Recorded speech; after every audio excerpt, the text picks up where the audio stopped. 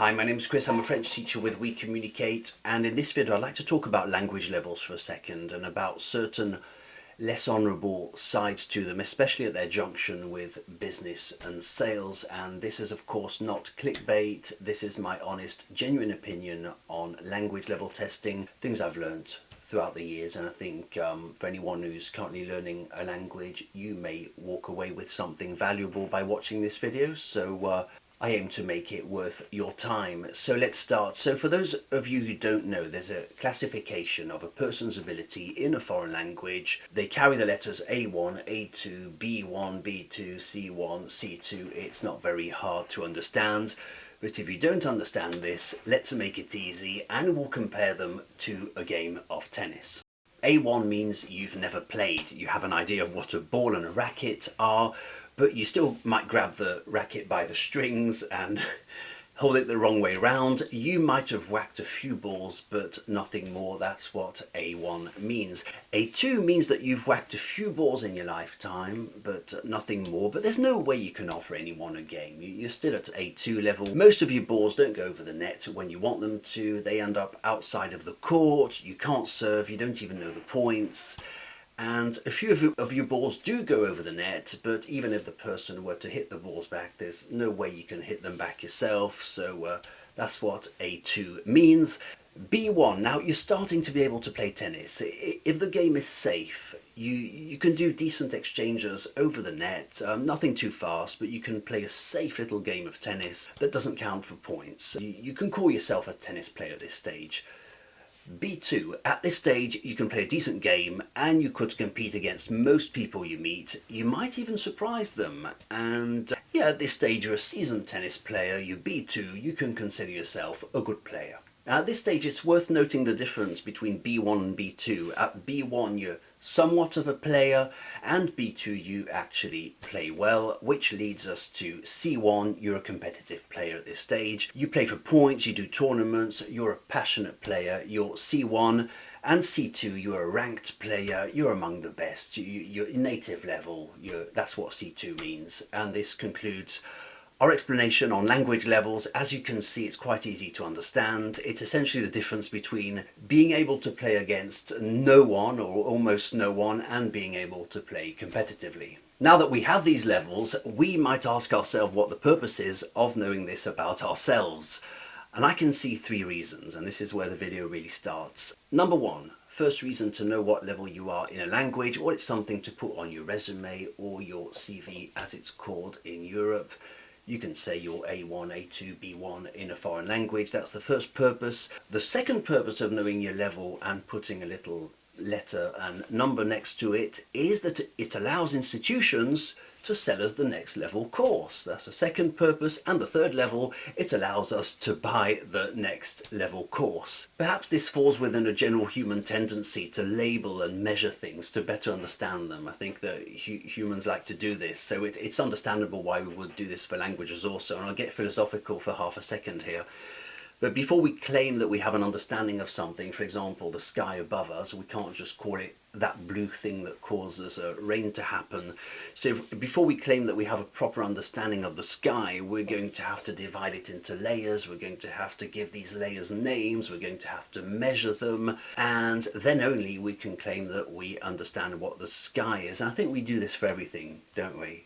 Languages included. So now we have language levels, we have a letter and a number and the satisfaction of knowing which letter we are. We're A2, we're B1, we're B2, and the goal obviously is to reach the highest level, which is C2, which is native speaker level. Now there are tests you can do to properly understand your level, and you can go to an official testing center and pay up to $300 US to know your level in a certain language, which then allows you to buy the next level course. Or first you can retake your current level just to make sure you're well prepared. I do these language tests also. I speak to you for a minute and tell you your level. Cost you $0 and it's just as accurate, because I know that if you can't hold a conversation with me or just know a few sparse words, I don't need to make you do a listening comprehension test or a spelling test to know your level. The odds are very, very low that for the past 5 years you became an excellent listener of French but you refused to ever speak it. And it brings us back to the game of tennis. You can either play or you can't. And this is where we enter the less honourable side of language testing. We can understand their practical use, of course we can, for immigration purposes or in a professional context, but of course someone has to sell us these tests, and these require a little certificate and an official stamp.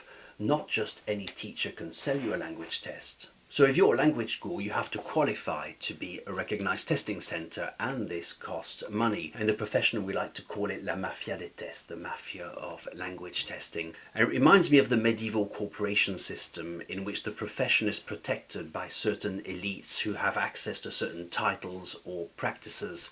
And this is done, of course, to defend the profession and prevent anyone from entering or weakening it. If you think of it, the one thing that truly distinguishes the big name language schools from the smaller language schools, such as myself, is the ability to offer standardized testing and that little certificate with the stamp on it. As I said, I do it for free in under a minute, and they do it for several $100s, but that's what the difference is. As the owner of a small language school, if I was simply able to sign up and deliver TEFL certificates or DEFL test, what are they called? DELF test, Diplôme d'acquisition langue française, DALF test, sorry. If I was simply able to sign up to deliver these tests to students, it would ruin it for the larger businesses who have access to this valuable distinction. Now, it's the one thing that gives them any sort of legitimacy, because it's certainly not the way they teach English or French or whatever language, because there's no secrets there. There's no secrets that the big schools know that the smaller tutors don't know. It's that precious distinction,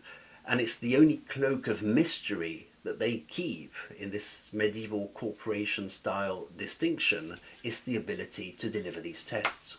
So let's go deeper with this. The next step obviously is that if a school has that power in their hands, they're going to want to exploit it, of course. Now, these schools are businesses at the end of the day, and they want to sell, so it makes sense to diversify your products, and you do this by splitting up the levels. So you start to do A1 beginner, A1 mid, A1 advanced, etc. So now, instead of having 5 levels, you have 15 or even 20, and you can keep selling the narrative that language learning is like a staircase. So you always have to reach that next step, which is of course utterly ridiculous and anti-linguistic, but that's the narrative we sell, and that's the narrative we buy. But in all fairness, this also happens in spite of the school itself, because if a business grows to large proportions and employs more and more staff, it can't just sell one product. You have to diversify your range. I'm a small language school, I just sell the French. I can do that because I'm small. You do the program in 50 study sessions, and that's it. You know the French, and I'll repeat it, 50 study sessions, you know the French. Right? I don't have several programs. You know 90% of what you would realistically ever use in French. But I can do that because I don't employ people and my size is modest. The second my school starts to grow in size and I have 5, 10, 20 members of staff, I'm going to have to diversify my offer. This is simple laws of business. I'm going to do a program that's called number 1, the French Traveller's Survival Kit, $14.99 on Amazon. Number 2, I'm going to start selling the French Conversation Course levels 1 to 10, which you can find for $24.99 on Amazon. And I'm going to start making Easy French in 10 days available on Amazon. Also, you get the idea. I'm going to have to invent programs that are utterly anti-linguistic because I must generate sales. That's the way it works, and because the size of my company now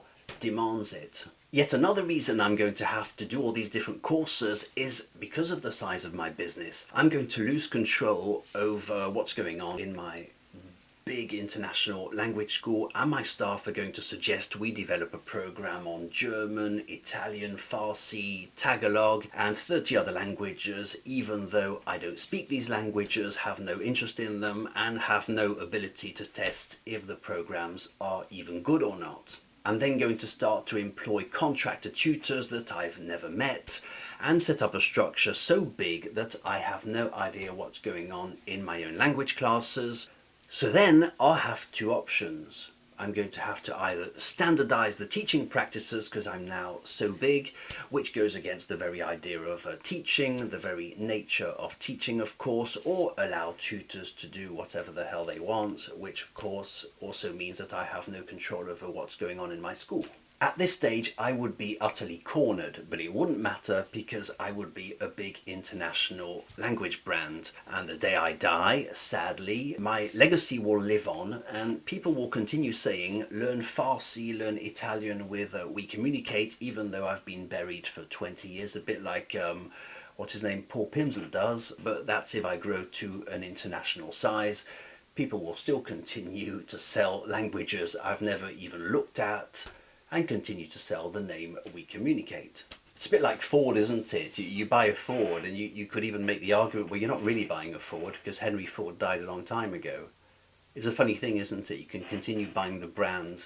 That's why I refer to Paul Pimsleur. It's no dig on the quality of their program. I really don't know what they sell, but it's a funny thing to buy products from a linguist or a teacher who's long gone anyway. So this pretty much sums up the less honourable side of language testing. Yes, there is a practical purpose for it. We mentioned immigration, schools, employment. I understand why you would want a little paper with a number on it. But yes, it's absolutely abused by schools and largely a big pile of BS.